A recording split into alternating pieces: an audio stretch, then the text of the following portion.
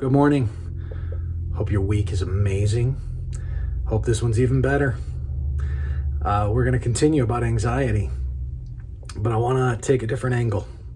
We talked about strategies to attend to unwanted thoughts, but anxiety is not the kind of thing that remains just in the mental fabric of your existence. Oftentimes, anxiety can have physical manifestations. If you ever Google and read about this, or you talk to a doctor about this, you'll find out pretty quick that anxiety can manifest itself in a myriad of ways. Chest pain can be just anxiety. Doesn't mean you're having a heart attack, just anxiety. It can happen where you have tingling in different parts of your body. You can have limbs falling asleep even. You can have heat rushes that come over you. You can have tightness in areas of your ribs and so forth. These are real manifestations of anxiety. You can have a raised heart rate. You can even maybe not have a raised heart rate, but you can feel your heartbeat up in through your neck and pulsate in ways that it's almost like a hard heartbeat as a result of anxiety. There's a lot of different symptoms. In fact, I think you might be floored at the amount of symptoms that emerge in your body because of anxiety. A lot of trips that people make, if you talk to doctors, to an Instacare clinic, to an ER, are directly related to anxiety. If you've ever had a panic attack, and here's what I don't mean when I say the word panic attack, or the words panic attack. I don't mean you've gotten real nervous. That's not what I'm talking about. By a panic attack, I mean that you actually have a biological manifestation where you feel like maybe a cold or hot flash is coming over your body. Your heart begins to race. Your thoughts begin to get dark. You feel like the world is closing in around you. Inexplicably, you can range in that from feeling very nervous to feeling like you're going to die, to feeling like all is lost.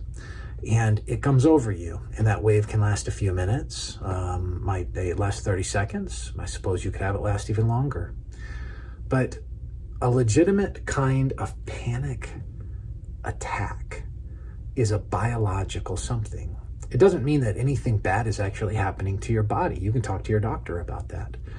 But it does mean that something's happening in your body, and that something in your body is being triggered often by things that are not in your body. That's because the kind of thing that you and I are needs to be understood. Not just who you are, but the kind of thing you and I are. So we need to start by saying you and I are embodied souls.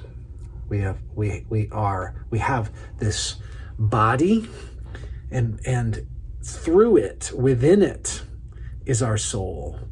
That thing that when we die, absent from the body, present with the Lord. What's present with the Lord? Well, you are. Now, you not in your full flowered form. You'll be in your full flowered form when you get a new body at the resurrection. So you were made to be in a body. It's not an adverse relationship with your body. You were made to be in it. But you are not the sum total of your body by any means, and there'll be a time when you exist without your body. Now, because your body is important to your identity, it's important that we understand the relationship between the two. Now, here's where all this comes full circle in regard to anxiety. When you have anxiety, one of the things you need to do is you need to still your body. You need to attend to your body. You need to get good sleep. If you are working, and you're going on 4 to 5 hours of sleep a night, it's insufficient. You're not getting enough sleep. You're not getting the adequate rest that you need. Instead, you need 7 to 8 hours of sleep a night. And you need it to be good sleep. You need to attend to your body. Now, part of that attending to your body is really biblical because it actually means that you are taking seriously how God has made you. Listen to Romans 12, verse 1. I appeal to you, therefore, brothers, by the mercies of God, to present your bodies as a living sacrifice, holy and acceptable to God, which is your spiritual worship. Now, later it'll say in the next verse, do not be conformed to this world, but be transformed by the renewal of your mind. I think sometimes we jump to that and think, okay, transform your minds. That's kind of what we talked about with dealing with your thoughts, right? But there's something about your bodies here. There's the presentation of this thing. Now, that means that you have to have your body in the right frame of reference to be able to deal with the inner world of your soul. It doesn't mean you have to be fully physically healthy. If you have pain in your body, if you have a malady, if you have cancer, if you have something gone wrong, you're not somehow now a slave to your body. I'm not suggesting that. What I am suggesting is the awareness of your physical state is deeply important. Deeply important. So, here's a practice that I want to give you, okay? And please do not extrapolate out from this and go, my goodness, we watched this thought for the day, and Brian's now gone new agey or something. This is simply a deep theological truth that we can show robustly in the text, that your body and soul are interconnected.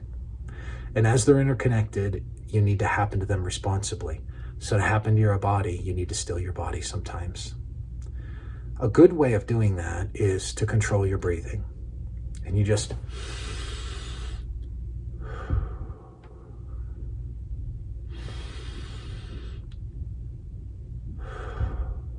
the process of deep breathing, interestingly, by medical professionals, has actually been shown to have great implications for us. I actually saw an article the other day that highlighted that they had preliminary studies done regarding Alzheimer's, that 20 minutes of deep breathing a day contributed to making you healthier in regard to the issue of Alzheimer's.